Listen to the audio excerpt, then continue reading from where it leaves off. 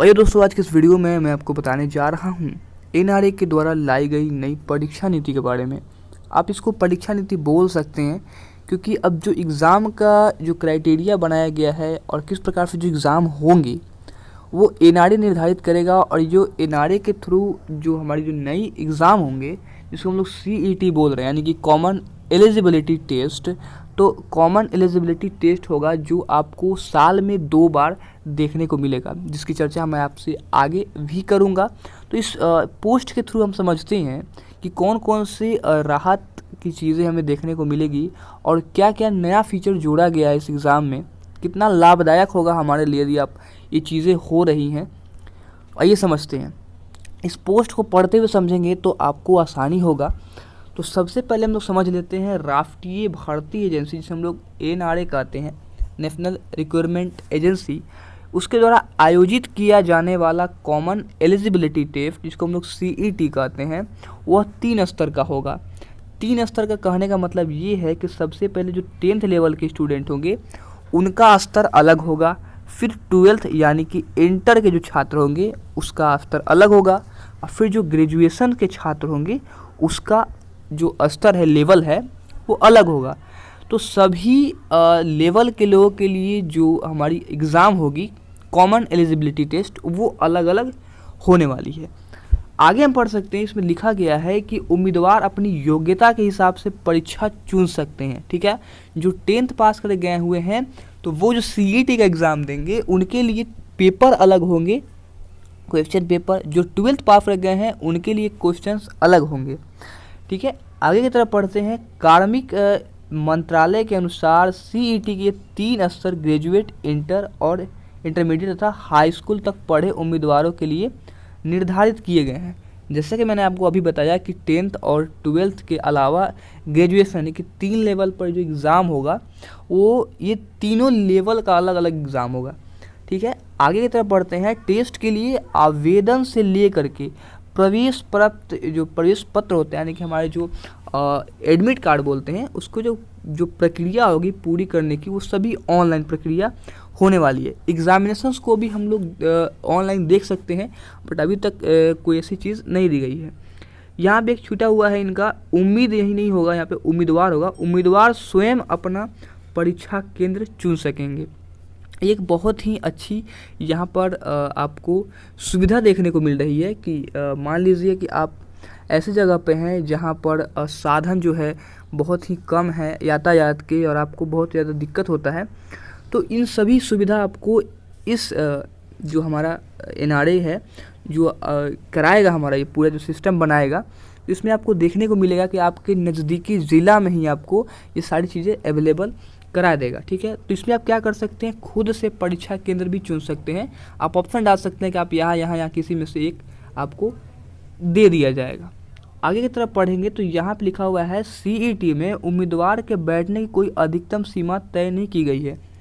अब जो matric pass कर सकते हैं तो वैसे स्टूडेंट जिनका उम्र 14-15 साल हो जाता है, 15 साल के लगभग में, तो वो तो मैट्रिक पास कर चुके हैं, तो वो एलिजिबल हो गए हैं अपना सीईटी का एग्ज़ाम देने के लिए। तो अभी तक इनका जो लास्ट जो हमारा एज होगा वो अभी तक निर्धारित नहीं किया गया है। तो जब आगे नोटिस आएंगे तो उसमें हम लोग देखेंगे कि क्या एनआरए पर डिसाइड करता है और कौन सी जो एज है, फाइनल एज, वो रखी जाती है।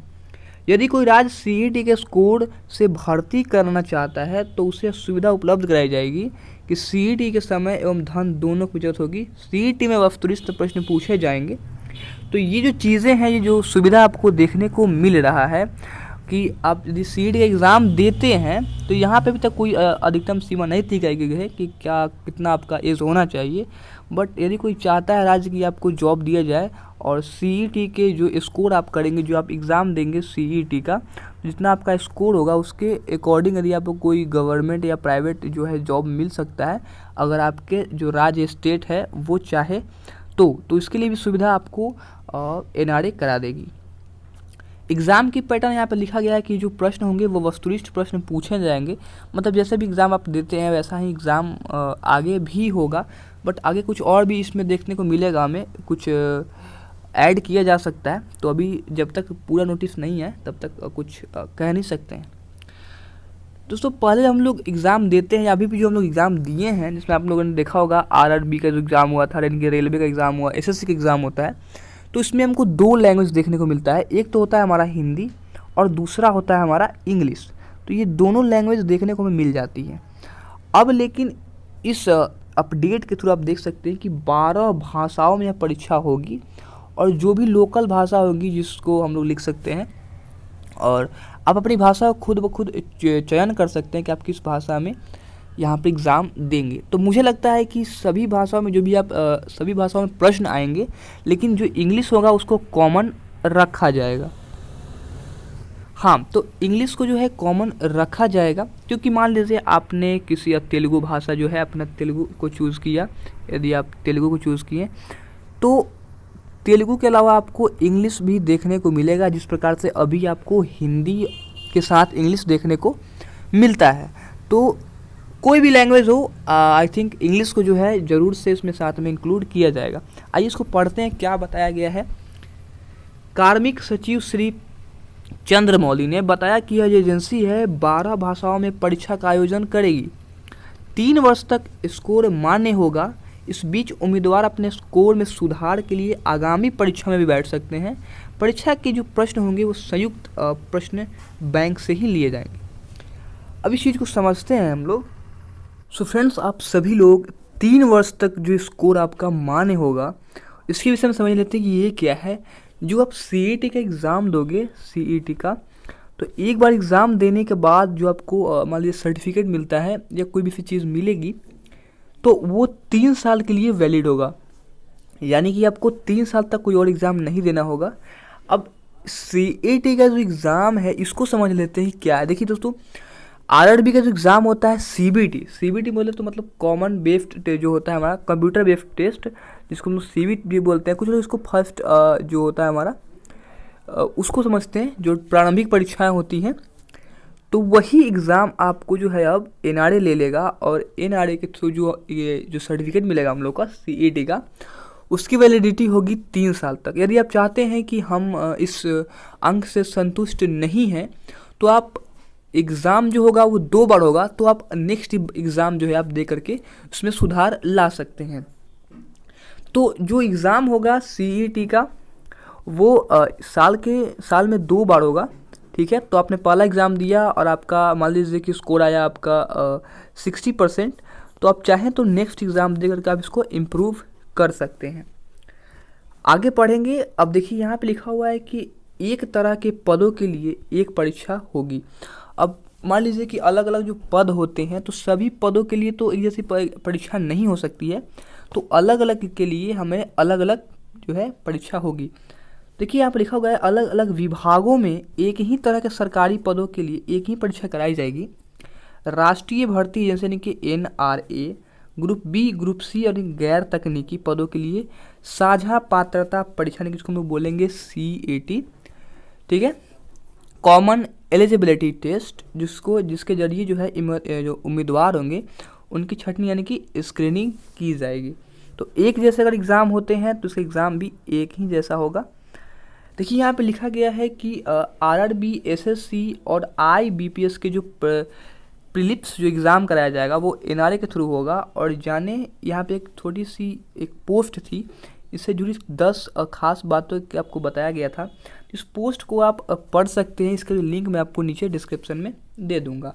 आइए कुछ और चीज़ों के इससे जुड़े जान लेते हैं। जिसके यहाँ लिखा हुआ है कि एनआरए की जो शुरुआत है रेलवे बैंकिंग और एसएससी की आरंभिक परीक्षाओं को मर्ज करने से, यानी कि जो भी एग्ज़ाम लेता है एसएससी और रेलवे या जो बैंकिंग वगैरह हो गया, आज जिसको हम लोग आईबीपीएस, एसएससी और आरआरबी के नाम से जानते हैं, तो ये जो एग्ज़ाम है जिसका प्रारंभिक एग्ज़ाम होता है सीबीटी, तो सीबीटी का जो एग्ज़ाम होगा उसके मर्ज कर दिया जाएगा। जो भी एग्ज़ाम हम जो एनआरए है वो लेगा, तो ये जो शुरुआत होगी उसकी आरआरबी आईबीपीएस से ही होगी, और बाद में जो है और भी परीक्षाओं को शामिल कर दिया जाएगा, ठीक है। अब देखिए कुछ ऐसे एग्ज़ाम होते हैं, जो कुछ ऐसे भी जॉब्स हैं जिसमें 2 एग्ज़ाम होते हैं। मान लीजिए कि एक हो गया आपका पीटी हो गया, फिर मेंस हो गया। तो पीटी तो अब जो है ले ही लेगा हमारा जो है एनआरए है। तो जो मेंस एग्ज़ाम बचेगा, मेंस एग्ज़ाम अब वही लोग लेंगे जो इसके जो जिनका जो संभालते हैं जो कंपनी है। तो मान लीजिए कि आरआरबी का आपने एग्ज़ाम दिया है, तो आरआरबी अब जो सेकंड जो आपका एग्ज़ाम होगा वो संभालेगा, मेंस एग्जाम, आईबीपीएस का जो सेकंड एग्ज़ाम होता है वो संभालेगा। उसी प्रकार से एसएससी भी उस चीज़ों को संभालेगा।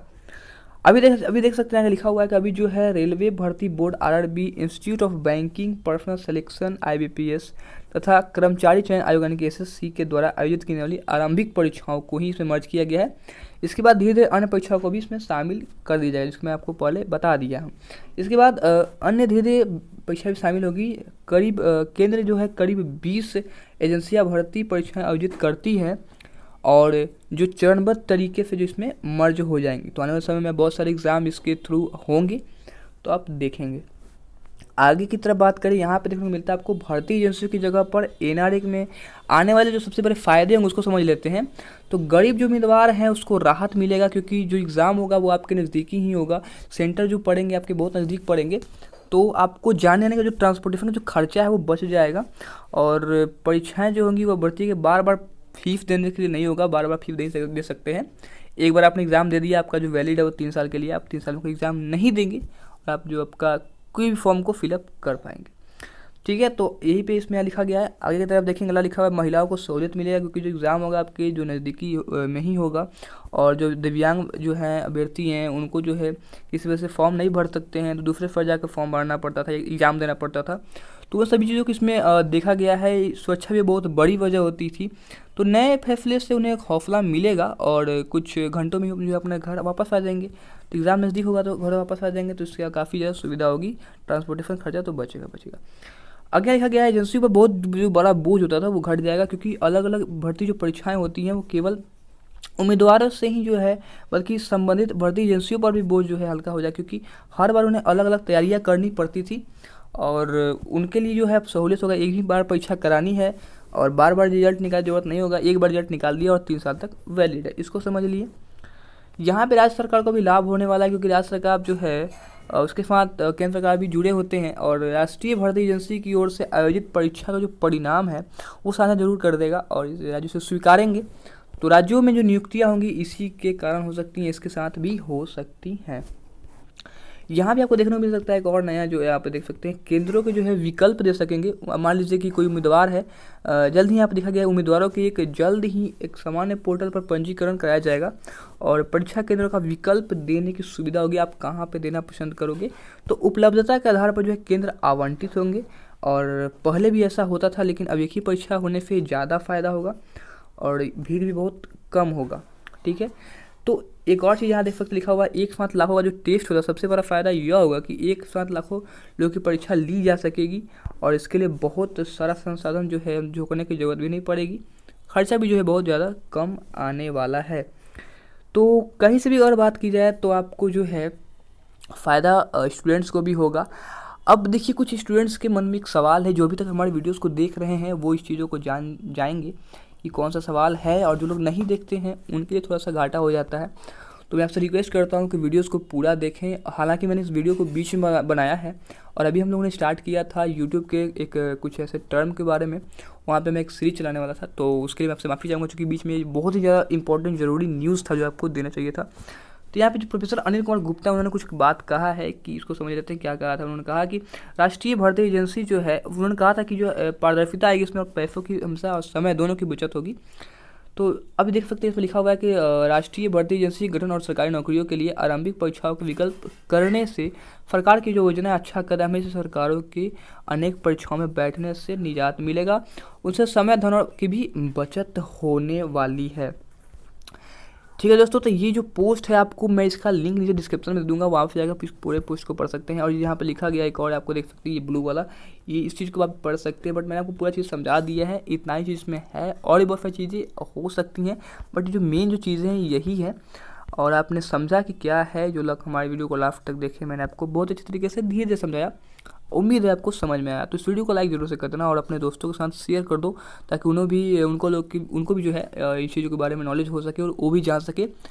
हाँ, मैंने एक चीज़ बताना भूल गया कि कुछ क्वेश्चन जैसे कि आ रहे थे कि मान लीजिए कि जो लड़का तैयारी कर रहा था सीबीटी का, तो मान लीजिए कि आरआरबी में तो इंग्लिश नहीं आते हैं, ठीक है, और आईबीपीएस में तो आते हैं। तो जो बैंक की तैयारी कर रहे हैं तो उनके लिए तो इंग्लिश आता है, आरआरबी में नहीं आता है। इनमें जो है आईबीपीएस में आई थिंक रीजनिंग वगैरह जो डब्बा जो बनाते हैं वो सब नहीं, कुछ कुछ ऐसे सब्जेक्ट है जो मतलब मैच नहीं होता है। तो ये वाले इंग्लिश में ऐसा क्या होगा कि इनको भी वो चीज़ें पढ़ने पड़ेंगी या नहीं। तो हो सकता है इसके लिए एक अलग से सिलेबस तैयार किया जाए और आप लोगों को बताया जाए कि नया सिलेबस आया हुआ है और उसके थ्रू ही आपको पढ़ाई करनी पड़ सकती है। तो नया सिलेबस आएगा, देखेंगे उसके बारे में, और भी कोई अपडेट मेरे सामने निकल के आता है तो मैं आपको ज़रूर शेयर करूंगा। चैनल को सब्सक्राइब नहीं किया है या ज़रूर से सब्सक्राइब करो, क्योंकि हम लोग ज्ञान बांटते रहते हैं और आप सभी के बीच जो है एजुकेशन से और टेक्नोलॉजी से हाउ टू इंडस्ट्राइज से वीडियो लेकर के आता रहता हूँ। तो ऐसे ही प्यार बरसाता रहिए। मैं मिलता हूँ आपके साथ एक और नई वीडियो में, तब तक लिए मुझे दीजिए इजाज़त। गुड बाय, नमस्कार।